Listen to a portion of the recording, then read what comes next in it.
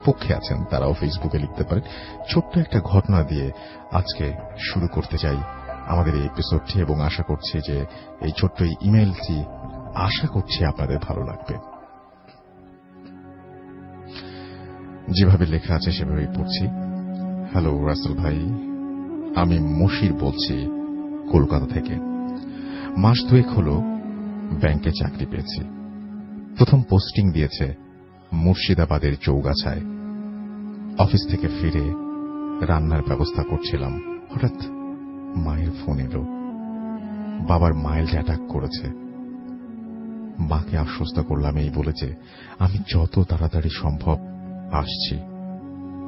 ছুটতে ছুটতে স্টেশনে গিয়ে জানতে পারলাম এখানে এক্সপ্রেস ট্রেন খুব কমই দাঁড়ায়, তবে 11:30টায় একটা ট্রেন আছে, সেটিও 2 ঘন্টা লেট।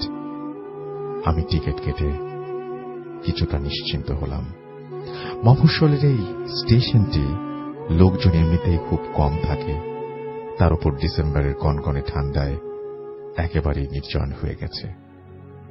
মাঝে মাঝে লোকাল ট্রেন এলে কিছু লোক ওঠানামা করে, খালি একটা চায়ের স্টল খোলা আছে, ওখানেই বারবার চা খাচ্ছি আর ট্রেনের জন্য অপেক্ষা করছি। 11:15 নাগাদ একটা মেয়ে দৌড়াতে দৌড়াতে স্টেশনে এলো। আমার সামনে এসে হাঁপাতে হাঁপাতে বলল, আচ্ছা 11:30টার ট্রেনটা কি চলে গেছে? আমি বললাম, না, ওটা 2 ঘন্টা লেট। তাই? যাক বাবা, বাঁচা গেল। এই শীতেও মেয়েটাকে ঘামতে থাক দেখে বললাম, চলুন ওই বেঞ্চটায় বসি। বসে ব্যাগ থেকে জলের বোতলটা দিতেই মেয়েটি এক নিঃশ্বাসে আধা বোতল জল খেয়ে ফেলল। কথায় কথায় দুজনেই দুজনের পরিচয় জানলাম। মেয়েটির নাম তৃপ্তি, কলেজে পড়ে। ও কলকাতায় যাবে, খুব জরুরি একটা কাজ আছে। ঠান্ডায় মেয়েটিকে বেশ জড়ো সড়ো হয়ে বসে থাকতে দেখে আমি চা আনতে গেলাম, কিন্তু চা নিয়ে ফিরে এসে দেখি ও নেই। এদিক ওদিক খুঁজতে দেখতে না পেয়ে চায়ের স্টলের ছেলেটিকে মেয়েটির কথা জিজ্ঞেস করতেও বলল, হো হো, আপনি কাউকে দেখেননি? আমি চলে আসছিলাম। ও কাউকে দেখেনি, আমি চলে আসছিলাম। হঠাৎ ছেলেটা আমাকে ডেকে বলল, আচ্ছা মেয়েটি কি লাল রঙের শাড়ি পরেছিল আর হাতে একটা ছোট ছোট কিডস ব্যাগ? আমি বললাম, হ্যাঁ তাই তো ছিল। তবে যে বললেন আপনি দেখেননি? ছেলেটি মৃদু হাসল। আসলে বছর 3 আগে মেয়েটি বাড়ি থেকে পালিয়ে এই স্টেশনে এসে অপেক্ষা করছিল ওর প্রেমিকের জন্য। ছেলেটি মৃদু হেসে বলল, কথা ছিল 11:30টার ট্রেন ধরে কলকাতায় গিয়ে বিয়ে করবে, সংসার করবে। কিন্তু ট্রেনটা এসে চলেও গেল, ছেলেটি আসেনি। মেয়েটির রাগে, দুঃখে, লজ্জায়, অভিমানে রাত 12টার শেষ লোকাল ট্রেনটার নিচে ঝাঁপ দিয়ে আত্মহত্যা করে। তারপর থেকে এই স্টেশনে আপনার মতো অনেকেই এসে ওকে দেখেছে। মেয়েটি আজও ওর প্রেমিকের আসার অপেক্ষায়। হঠাৎ স্টেশনে ট্রেন ঢোকার শব্দে চমকে উঠে চোখ খুলতেই দেখলাম আমি একটা বেঞ্চের ওপরেই ঘুমিয়ে পড়েছিলাম। তাহলে এতক্ষণ যা দেখলাম তা কি সত্যি না স্বপ্ন? ঘটনাটি ভালো লাগলে পড়ে শোনাবেন। এটাই ছিল ঘটনা। কি মনে হয় আপনাদের?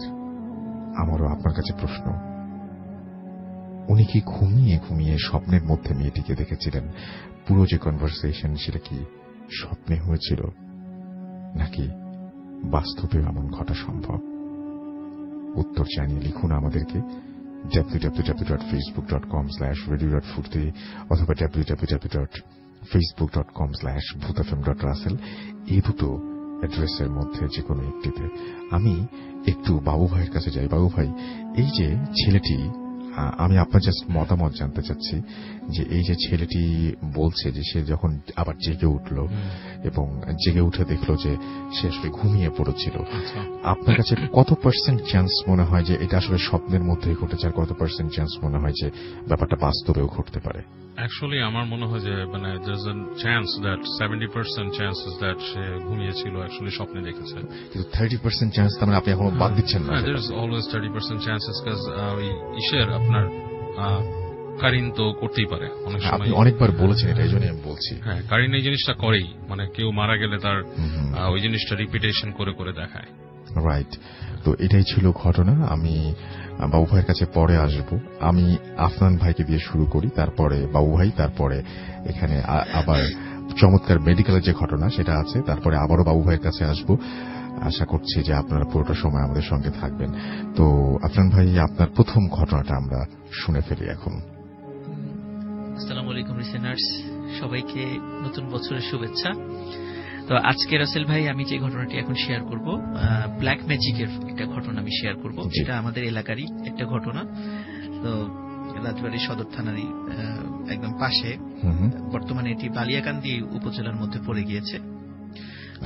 জায়গাটার নাম হচ্ছে বহরপুর। তো ওই গ্রামে দুইজন বন্ধু থাকতো, মানে সমবয়সী দুইজন। একজনের নাম ছিল ইমান আলী আর একজনের নাম ছিল রজব। তো এই দুইজন খুব ভালো বন্ধুত্ব ছিল। আর ওই গ্রামেই আর একটা ছিল একজন, আমরা যেটা অনেক সময় দেখতাম একটা সময় গ্রামে হাটে বাজারে অনেকে জাদু খেলা দেখাতো। দেখা যাচ্ছে যে আপনার একটা টাকাকে সে দ্বিগুণ করে ফেলেছে। তারপর দেখা যাচ্ছে যে মানে ব্লেড সে খেয়ে ফেলে পরবর্তীতে সেই ব্লেডগুলো আবার মুখ থেকে বের করছে। তারপর এরকম অদ্ভুত কিছু ঘটনা আমরা দেখতাম একটা সময় ছোটবেলায়। তো ওই গ্রামে এরকম আরেকজন লোক ছিল যে এই ধরনের খেলা দেখাতো। তার নাম ছিল রাজা মিয়া। আচ্ছা। তো এই রাজা মিয়া সবাইকে সে জাদুর রাজা হিসাবে সবাই খালি চিনতো আর কি। ওরকম ছোটখাটো জাদু দেখাতো, লোকজন তাকে জাদুর রাজা বলে চিনত। তো রাজা মিয়ার কাছে একদিন ইমান আলী এবং আর রজব ওরা দুজন আসে, এসে বলে যে রাজা ভাই, আমাদেরকে একটু আপনি এটা কিভাবে জাদু করেন আমাদেরকে একটু শেখাবেন। তো রাজা প্রথমে রাজি হয় না, ওরা খুব করে ধরে। তো রাজা রাজি হয়। তো রাজি হওয়ার পরে রাজা তাদেরকে বলে যে তোরা দুজন আমাকে কয়েকটা কাজ যদি করে দিতে পারিস, যদি সাহসের পরিচয় দিতে পারিস, তাহলে আমি চিন্তা ভাবনা করে দেখব যে তোদেরকে এটা শেখানো যায় কিনা। আচ্ছা। তো ওরাও রাজি হয় যে ঠিক আছে আমরা এটা করব। তো ওদের প্রথম যে মানে ফার্স্ট অ্যাসাইনমেন্ট যেটা ছিল সেটা হচ্ছে যে রাজা মিয়া বলে ওদের গ্রামের কাছে একটা কবরস্থান আছে, সে কবরস্থান থেকে একটা লাশের হৃৎপিণ্ডটা কেটে নিয়ে আসতে হবে। এবং সে বলেও দেয় যে কবে যাবে, সেও বলে দেয় আমি একসময় বলবো, তখন তোরা গিয়ে ওই জিনিসটা নিয়ে আসবি। তো বেশ কিছুদিন পরে রাজা মিয়া ওদেরকে বলে যে কবরস্থানের উত্তর দিকে একটা নতুন কবর হয়েছে, তোরা পূর্ণিমার রাত্রে গিয়ে ওই কবরটা খুঁড়ে ওই লাশের হৃৎপিণ্ডটা নিয়ে আসবি। আচ্ছা। তো যাওয়ার পথে কিছু ঘটনা ঘটতে পারে, কিন্তু ওদিকে কিন্তু কোনো নজর দেয়া যাবে না। আচ্ছা। তো রাজা মিয়া এবং মানে রাজা মিয়ার কথা অনুযায়ী ইমান আলী এবং যে রজব ওরা দুজন পূর্ণিমার রাত্রে রওনা দেয়। তো যখন যাচ্ছিল কবরস্থানের ঠিক একটু আগে দেখে যে একটা খেজুর গাছের নিচে একজন বুড়ি, মানে ওই সময় কিন্তু শীতের রাত ছিল আর কি, তো একজন বুড়ি একটা কম্বল মুড়িতে শুয়ে আছে। আচ্ছা। তখন যাওয়ার পথে বলতেছে যে বাবা তোরা কোথায় যাচ্ছিস? তখন বলছে যে আমরা তো একটু সামনে যাব। তখন বলছে আমি বুঝতে পেরেছি তোরা কবরস্থানের দিকে যাচ্ছিস, বাবা কবরস্থানের দিকে যাস না। তখন বলে যে আপনি এই মানে যাত্রা পথে একটা কাজ করতে যাচ্ছি, আপনি এখন বাধা দিচ্ছেন কেন? এরকম ওরা বেশ বকাঝকা করে বুড়িকে। আচ্ছা। বুড়ির কথা শোনে না। তখন ওরা কবরস্থানে যায়, দিয়ে দেখে সত্যি কবরস্থানের উত্তর দিকে একটি নতুন কবর হয়েছে, সদ্য কাঁচা বাঁশ দিয়ে ঘিরে রাখা হয়েছে সেটা। তো ওরা ওখানে গিয়ে হাতে ছোট টর্চ লাইট ছিল, তো ওই টর্চ লাইট দিয়ে আলো জ্বালিয়ে ওরা কবরটা খোঁড়া শুরু করে। আচ্ছা। তো সবাই দুইজন মিলে কবর খোঁড়ে, দেখে হ্যাঁ ঠিক আছে নতুন কবর, ভিতরে লাশ একদম মানে কাফনের কাপড় ধপধপে সাদা। তো ওরা মানে ওদের শর্ত ছিল প্রথমে মানে মুখটা যেন কেউ না দেখে। আচ্ছা। জাস্ট মানে চাকু দিয়ে দ্রুত মানে বুকটা কেটে ভিতরে হৃৎপিণ্ডটা বের করে, কিন্তু লাশের মুখটা দেখা যাবে না, এরকম একটা শর্ত দিয়েছিল রাজা মিয়া। তো ওরা ঠিক যে কাজ করতে পাঠিয়েছে ওরা সেই কাজটি করে। ওরা চাকু দিয়ে হৃৎপিণ্ডটা কেটে বের করে নিয়ে আসে। এর মধ্যে হঠাৎ করে মানে রজব যে সে বলে যে আচ্ছা এই আমরা তো মুখটা দেখলাম না, যার কার লাশ নিয়ে যাচ্ছি তার তো মুখ দেখছি না। তো ওরা এখন ইমান আলী বলে না না লাশ রাজা তো দেখতে মানা করেছে। তো বলে যে না তারপর একটু দেখি যে কারটা। তখন রাসেল ভাই যখন ওই লাশের মুখটা সরায় তখন ওরা রীতিমতো দুজনই ভয় পেয়ে যায়। কারণ হচ্ছে একটু আগে যে মহিলাটাকে তারা দেখে এসেছিল, বলছিল যে বাবা ওদিকে যাস না, আসলে ওইটা সেই মহিলারই লাশ ছিল। ওরা দুজন দেখে খুব মারাত্মক ভয় পেয়ে যায় এবং দ্রুত তাড়াতাড়ি ওখান থেকে মানে কোনো মতে লাশটা মানে কবরটা আগের জায়গায় মানে করে আগের মতো করে দ্রুত চলে আসে এবং রাত্রেই রাজা মিয়ার বাড়িতে চলে আসে। তো রাজা মিয়ার কাছে ওই জিনিসটা মানে হৃৎপিণ্ডটা যখন দেয়, রাজা মিয়া বলে যে তোরা তো খুব সাহসের একটা কাজ করেছিস। তখন ওরা বলে যে আমরা তো ওই লাশের মুখটা সরিয়ে ফেলেছিলাম, আমরা তো দেখেছি যে ওটা একজন বৃদ্ধ মহিলার লাশ। তখন বলেছিল যে তোদের তো মানা করেছিলাম, যাই হোক তেমন কোনো সমস্যা হবে না, তবে কাজটা করা উচিত হয়নি, এরকম রাজা মিয়া বলে আর কি। আর তারপরে রাসেল ভাই মানে এরপরে একদিন বলে যে তোরা তো ভালো একটা কাজ করেছিস, তো এক সপ্তাহ পর একটা ডেট দেয় যে এই রাত্রে তোরা দুজন আমার বাড়িতে আসবি, তোদেরকে আমি কিছু জিনিস শিখিয়ে দেব। আচ্ছা। তো সত্যি এক সপ্তাহ পরে দুজন আসে। আসার পর ওরা যখন আসে দেখে যে ওখানে একটি ছাগলের মাথা বিচ্ছিন্ন বডি থেকে একটু উঠানে একটি ছাগল পড়ে আছে। তো আরেকটা জিনিস আসলে ভাই, ছাগলের মাথা থেকে বডি বিচ্ছিন্ন কিন্তু একটা ফোঁটা রক্তও সেখানে নাই, এক ফোঁটা রক্তও সেখানে নাই। এবং ছাগলের পাশেই একটি জায়গায় একটা বড় আকৃতির পায়ের ছাপ সে দেখতে পায়, দুটো পায়ের ছাপ, মানে মানুষের যেরকম দুটো পা থাকে এরকম দুটো পায়ের ছাপ, কিন্তু পায়ের ছাপগুলো গোলাকৃতির এবং অসম্ভব রকমের বড়। তো দেখে ওরা বেশ ভয় পেয়ে যায় যে এখানে আসলে কি ঘটেছে, কি এখানে দাঁড়িয়েছিল। ওরা একটু ভয় পায়। তাই হোক সে রাজা মিয়ার বাড়িতে যায়, রাজা মিয়ার সাথে কথা বলে। রাজা মিয়া তখন ওদেরকে কিছু বিষয় শিখিয়ে দেয় এবং বলে যে এই জিনিসগুলো কার্যকর হওয়ার জন্য তোদেরকে আরো কিছু কঠিন কাজ করতে হবে। আচ্ছা। ওরা সেটা রাজি হয়।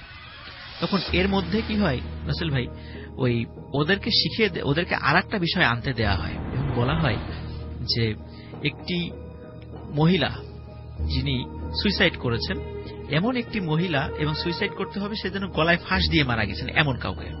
তো এই ফাঁস দেওয়া যেই দড়ি বা যে ওড়না বা যেটা দিয়ে যে ফাঁস দেবে ওই জিনিসটা তাদেরকে নিয়ে আসতে হবে এবং ওই মহিলা কবর দেওয়ার পর তার পাঁজরের 3টি হাড় নিয়ে আসতে হবে।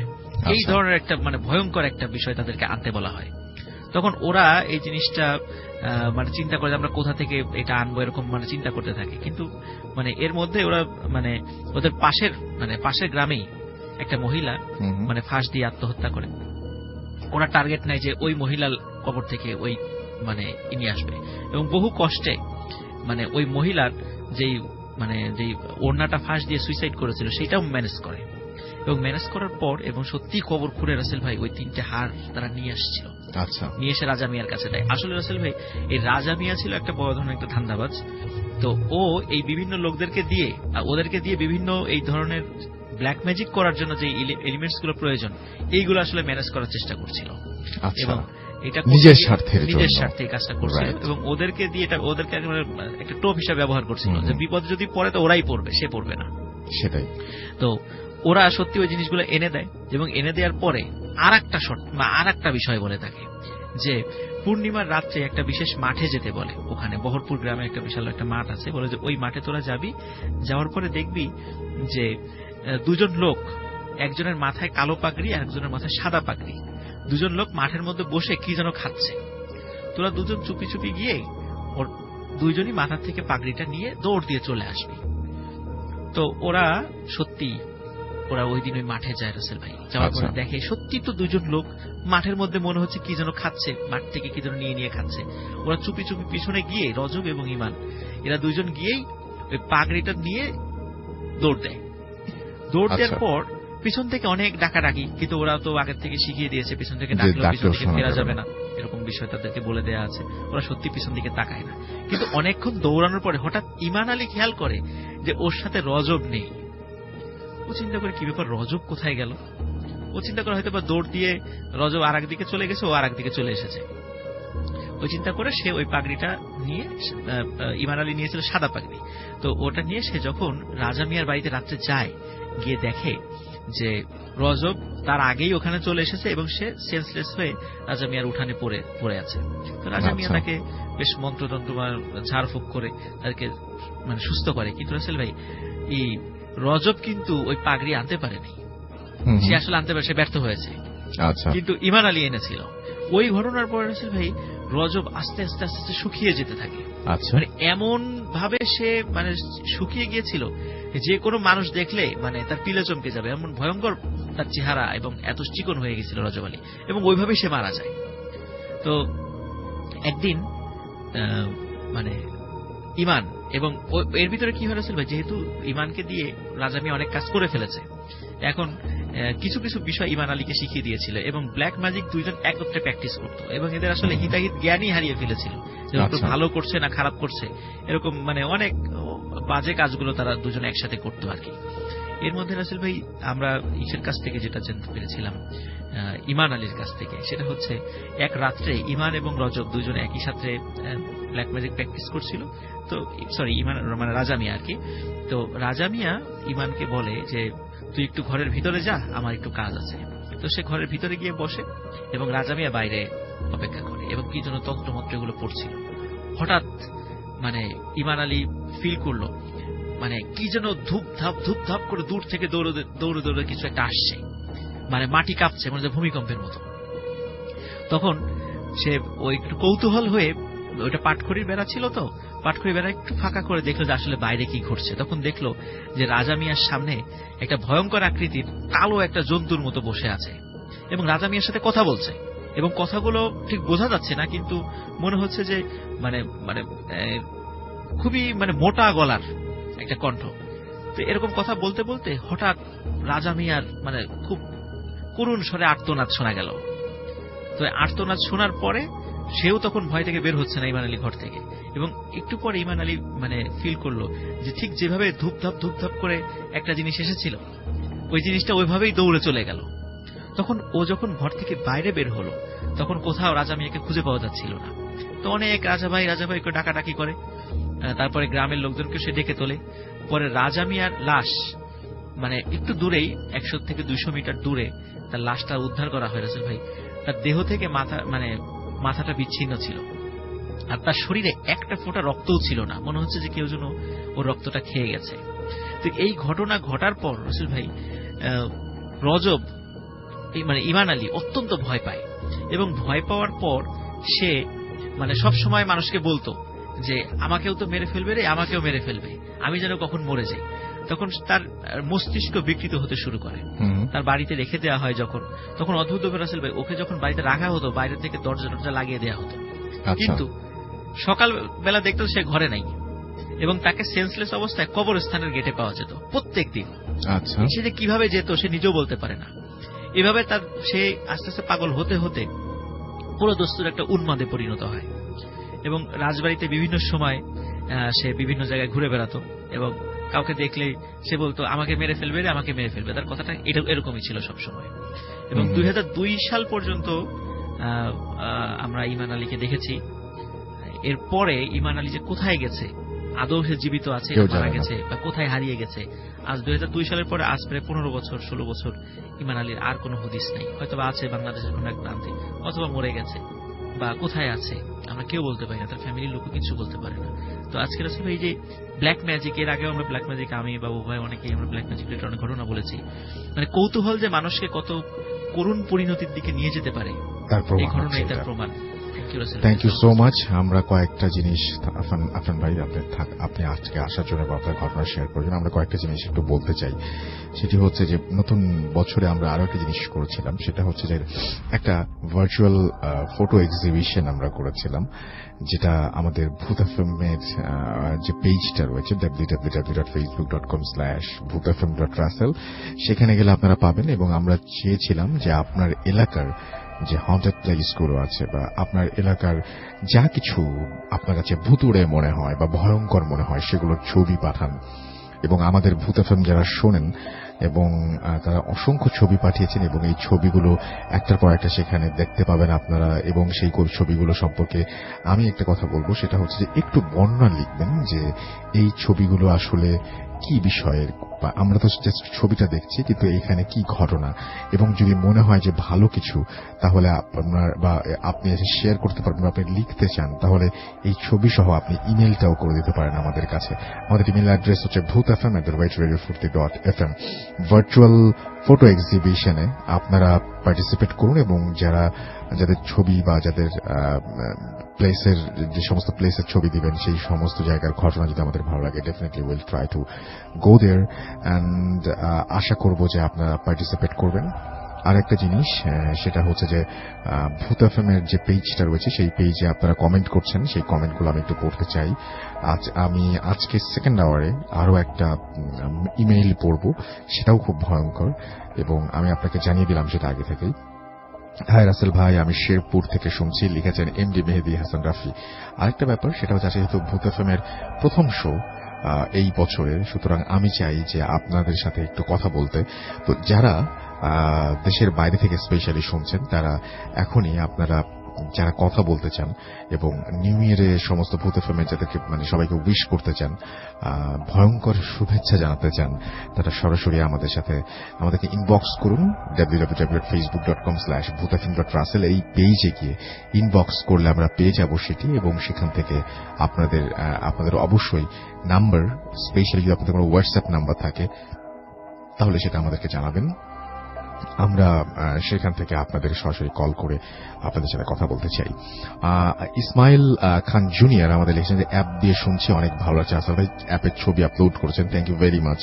আমাদের সঙ্গে আছেন দেখতে পাচ্ছি, এছাড়াও আপন আমাদের সঙ্গে আছেন, এমডি আলামিন, এছাড়াও আছেন আরিয়ান আলভিন আমাদের সাথে, অন্তহীন আমাদের সঙ্গে আছেন এবং অ্যান্থনি আমাদের সঙ্গে আছেন, আফনান ভাইয়ের প্রশংসা করেছেন।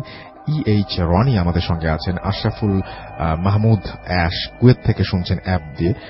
আপনারা যারা বাইরে থেকে শুনছেন তাদের কিন্তু বললামই যে আপনারা সরাসরি আমাদের সাথে ইনবক্স করে আপনার নাম্বার এবং নাম জানাতে পারেন এবং মাসুম ভাই আপনাদের কল দিবেন। আমাদের সঙ্গে আছেন এমডি শ্যামল মিয়া, এছাড়া আমাদের সঙ্গে আছেন নাজমুল জাহান, তানভীর আমাদের সঙ্গে আছেন দেখতে পাচ্ছি পিয়ার, এছাড়াও অনামিকা ইসলাম, শাহাদ অনিক, সালমান বিন মোহাম্মদ, হাসিবুর রহমান পিয়াস, এম কে তাজিউল ইসলাম, মিজানুর রহমান হৃদয়, আরিফ আলম এস কে, সদর ফেরদৌস সহ আরো অনেকে আমি দেখতে পাচ্ছি আমাদের সঙ্গে আছেন। তো যাই হোক, আমাদের ভূত এফএমের পেজে আপনারা লিখছেন যে বছরের প্রথম দিনে যদি বাবু ভাই, আফনান ভাই, হাফিজ সাহেব, ডক্টর আলিফ এনারা আসেন তাদের খুব ভালো হয়। তার মধ্যে আমরা আফনান ভাই আছেন, আমাদের সঙ্গে আছেন বাবু ভাই এবং আমাদের সঙ্গে আজকে আমার খুব প্রিয় স্টোরি টেলার আমাদের সঙ্গে আছেন দেখতে পাচ্ছি এখানে ফারনান। তো আমরা এখন বাবু ভাইয়ের কাছে যাব, বাবু ভাই একটা ঘটনা শুনবো আমাদের নেক্সট যে ব্রেক তার আগে। তো একটা ঘটনা শুনতে চাই বাবু ভাই, আজকে ঘটনা যেটা সেটা দেশে ঘটেছে না দেশের বাইরে ঘটেছে? এটা দেশের ঘটনা শুনে ফেলি বাবু ভাই। আচ্ছা, এটা হচ্ছে নিতুর ঘটনা আসল ভাই। নিতু তখন স্কুলে পড়তো, 8-9 পড়ে এই সময়কার। So back in like 90s, early 90s এরকম আর কি, 90 সাল শুরু হয়েছে। খুব বেশি আগেরও না, আবার একদম সাম্প্রতি সময়।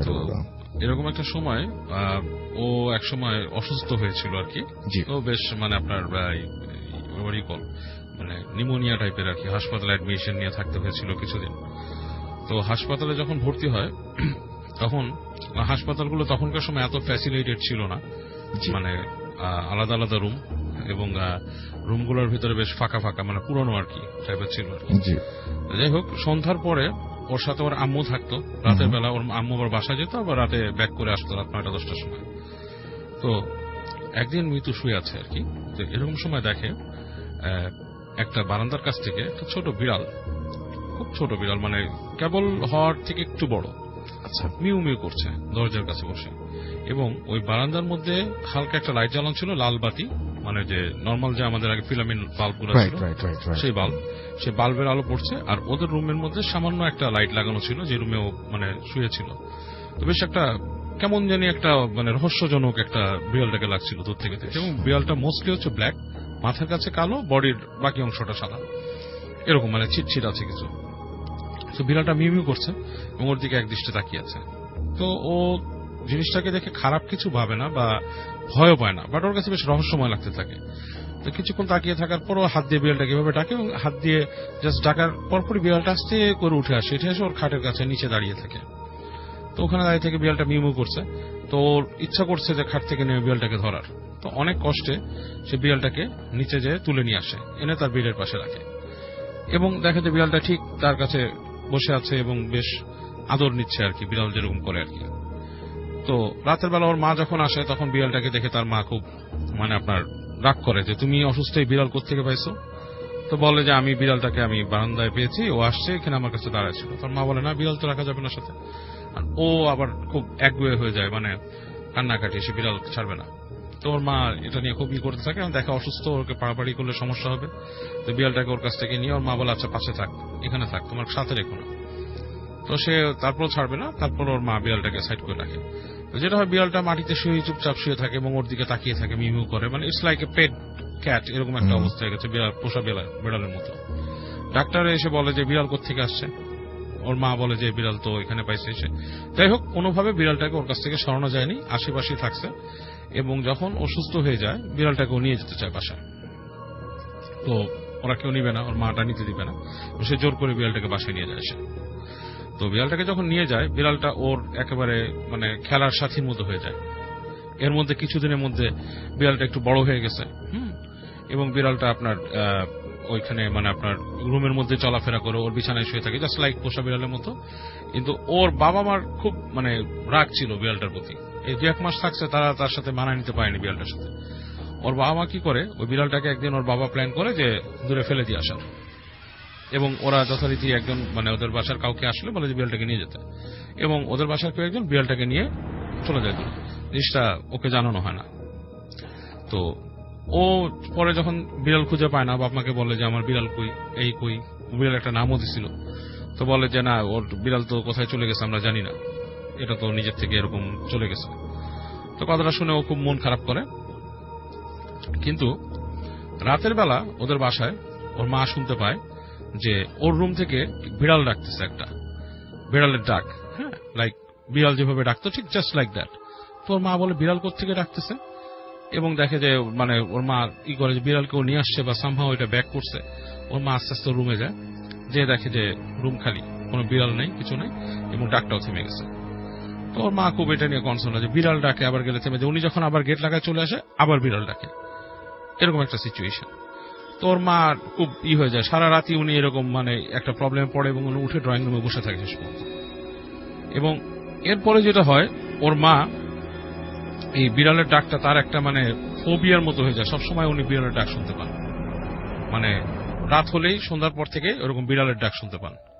তো একদিন রাতের বেলা ওর আম্মা নাকি যায় ওর রুমে, ও যখন ঘুমায় মানে ওই ঋতু ঘুমায় আছে এবং ওই বিড়ালের ডাক শুনে ওর আম্মু আস্তে আস্তে, তখন মনে করেন 10টা-11টা বাজে রাত, এরকম সময় উনি ওই রুমে যায়। তো রুমে যে উনি ওই গেটটা যখন করতে থাকে, এখন উনি শুনতেছে ওই রুমের মধ্যে একটা গড়গড় গড়গড় করে শব্দ হচ্ছে, বিড়াল যেরকম শব্দ করে অনেক সময়, হ্যাঁ, কিন্তু বিড়ালটা মনে হচ্ছে একটু রাগ টাইপের, মানে গড়গড় করতেছে। তো উনি গেটটা খুলে যে উনি দেখে খুবই আশ্চর্য একটা জিনিস, যে একটা প্রাণীর মতো কিছু একটা, ইটস নট লাইক মানে কি বলে মানুষের মতো না, আবার বিড়ালের মতো না, কিন্তু মুখের কাছে মনে হচ্ছে কিচ্ছু নাই, একটা ইসের মতো দেওয়া, কাপড়ের মতো এরকম পরা, মানে একটা মানুষ যদি মাথায় ঘুমটা দিয়ে রাখে, কাইন্ড অফ লাইক দ্যাট। এবং সেটা ওই নিতু শুয়ে আছে, তার মাথার কাছে গড়গড় গড়গড় করছে এবং শব্দটা একটা বিড়ালের মতো। উনি যখন রুমে ঢুকে সেই জিনিসটা ওনার দিকে মুখ ফিরে তাকায় এরকম, এন্ড অন্ধকারের মধ্যে মানে আধো অন্ধকারের মধ্যে উনি বেশ ভয় পেয়ে যায় জিনিসটা দেখে যে এরকম কি, এবং ওনাকে দেখেই ওনার দপ করে সেটা চলে যায়, মানে ইটস লাইক মাটিতে পড়ে খাটে নিচে চলে গেছে। তো উনি চিৎকার করে ওঠে, মানে একটা সাউন্ড করে ওঠে, সাউন্ড করে ওঠে, লাইট জ্বালায়, ওর আব্বু আসে, এসে বলে যে কি হয়েছে। তো উনি বলে যে আমি এরকম প্রায় এখানে এরকম বিড়ালের ডাক শুনতাম এবং করতাম। তো মৃতুকে ডাক দেয় যে তুমি কি কোনো বিড়ালের ডাক শুনছো বা সামথিং লাইক দ্যাট। উনি তো বলে যে আমি বিড়ালের ডাক শুনছি, মানে বিড়াল মনে হয় আসে এখানে। বলে আসে মানে, বলে জানি না, ও এখান থেকে আসে, এসে আমার সাথে দেখে, আমার সাথে খেলা করে এবং তারপর সে চলে যায়। তোমরা ওকে কি করছো, তোমরা ওকে ফেলে দিয়ে আসছো কোথাও। ওর মাকে জিজ্ঞেস করে, তো ওর মা বলে যে ওর এই ধরনের বিহেভিয়ারটা বেশ অ্যাবনর্মাল ছিল। সে বিড়াল ওর সাথে খেলা করে, বিড়াল আসে রুমে চলে যায়, জিনিসটা আমাদের কাছে অ্যাবনর্মাল লাগে। এবং ওর আচরণগুলো খুব একটা চেঞ্জ হতে থাকে, মানে শি স্টার্টেড টু মানে বি লাইক আপনার এক্সেন্ট্রিক, মানে নিজের মতো হয়ে যায় সে। দেখা যাচ্ছে যে তার নিজের যে নর্মাল কাজগুলোও করে না। এবং ওর মা একজন ইসের সাথে কথা বলে যে আমার মেয়ের এরকম একটা বিড়াল পাইছিল, এরকম এরকম কাহিনী, এবং আজব কিছু কথা বলে যে রাত্রেবেলা ওর রুমের মধ্যে বিড়াল ডাকে এবং জিনিসটা খুব ভৌতিক কিছু এরকম ভাবে ওর মার মনে হয়। এবং কথা বলে একজন সাথে, তখন উনি বলে যে আপনার মেয়ের হয়তো কোনো কিছুর নজর লাগছে বা কিছু, এবং অনেক সময় দেখা যাচ্ছে এই ধরনের জিনিস এই পশু পাখির ফরম্যাটে এসে হাজির হয় আর কি। তো আপনি এক কাজ করেন, আপনার বাসাটা বন্ধ করে দেন, ওর ওই ইটা বলে। তো এটা বলার পরে উনি হুজুরকে মানে বলেন যে আপনি যে প্রসিজার করার আপনি করে দেন। আচ্ছা। তো ওই হুজুর এসে একদিন দিনের বেলা ওদের বাসার রুমের চারপাশে এরকম কিছু এরকম দোয়া লিখে বাসাটাকে বন্ধ করে দেন।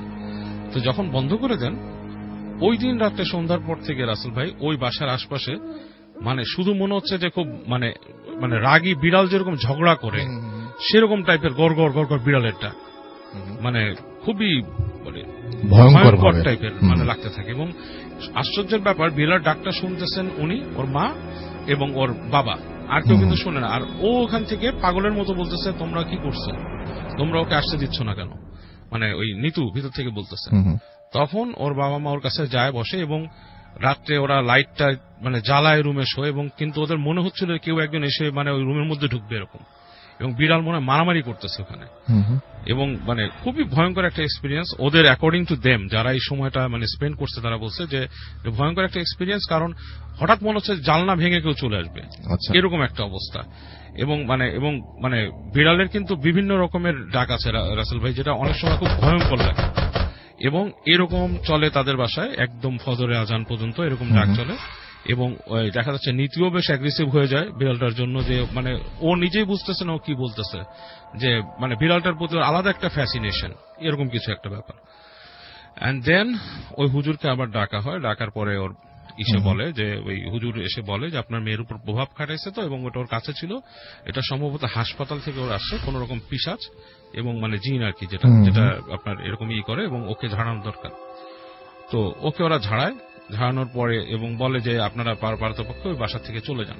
বিড়ালটাকে কি করছিল তো জিজ্ঞেস করা হয়। তো যাকে দিয়ে পাঠানো হয়েছিল বিড়ালটা, সেটা হচ্ছে যে ওদের বাসায় একটা লোক আসতো, মানে যে কাজ করতো আর কি, ওই কাঠটাটের কাজ টাজ করতো আর কি, তার কাছে দেওয়া হয়েছিল। সে বলে যে বিড়ালটা কি করছিল, বলে যে আমি যে ওখানে ওই কাজের মহিলার ছেলের কাছে দিয়েছিলাম, সে যে দূরে ফেলে দিয়ে আসছিল।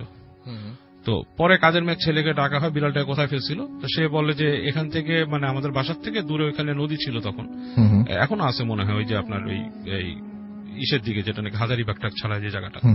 তো বলে যে নদীর কাছে নিয়ে বিড়ালটাকে ছেড়ে দিছে। তারপর কি মানে কাজের ছেলেটাকে যে ওখানে যে ছেড়ে দিছে, তো বলে কি আশ্চর্য ব্যাপার, বিড়ালটাকে যখন ছাড়ছে সে নাকি মানে বের হয়ে একটা লাফ দিয়ে পানিতে পড়ছে এবং পানির তলে চলে গেছে, সে মানে ডুব দিয়ে পানির তলে চলে গেছে। এবং হয় না, এবং ওই ছেলেটার যে বিড়ালটাকে ছাড়ছিল তার নাকি অনেক জ্বর আসছিল, এবং সে এমন ভয় পাইছিল ওই ছেলেটা, এবং সে এমন ভয় পাইছিল যে সে আর ওই মানে ধারে কাছে কতদিন ওই বাসার এখান থেকে আসে নাই। এবং ওই ছেলে নাকি অনেক ভয় পাইতো, এবং রাতের বেলা কি জানি ওর কাছে আসতো, এরকম মানে বলছে যে লম্বা টাইপের মুখ নিয়ে এসে ওকে ভয় দেখাইতো। ওকে, সো ওই নিতুরা ফাইনালি আর কি, যে ওখান থেকে মানে নিতু চলে যায় আর কি, অন্য জায়গায় ওরা বাসা ভাড়া নিয়ে থাকে আর কি, ওখানে থাকে না। এবং মানে কারণ বাবা মা চায় না যে ছেলে মেয়ের কোন এই ধরনের অনিষ্ট হোক বা সামথিং লাইক দ্যাট। এই ছিল কাহিনী। Thank you so much. আমরা একটা ছোট্ট বিরতিতে যাব এবং বিরতির পরে আবারও ফিরে আসবো আশা করছি। সেই পর্যন্ত আমাদের সঙ্গেই থাকবেন। স্টে টিউনড রেডিও ফুর্তি 80 FM and do ফুর্তি। Booth FM, the night comes alive with Graminphone.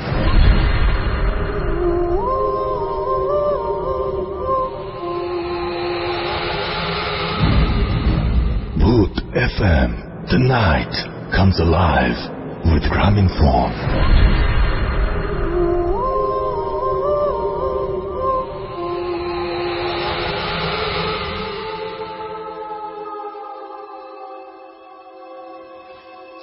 Welcome back. শুনছেন সব সময় রেডিও ফুর্তি 80 FM। আমি রাস্তায় আছি সাথে, and the night comes live with গ্রামীণ ফোন। আমরা দেখতে পাচ্ছি যে অনেকে আমাদের সাথে রেডিও ফুর্তি যে পেজ আছে সেখানে অনেকে লিখছেন যে রাসেল ভাই আজকে একটু বেশি ভয় লাগছে। এমডি আবু হাসান, এমডি মোকাররম এটা লিখেছেন। আবু হাসেম আমাদের সঙ্গে আছেন, তার কাছেও ভালো লাগছে, তিনি তাই জানিয়েছেন। আমাদের সঙ্গে আছেন মহাইমিনুর রহমান 21 সহ আরো অনেকে।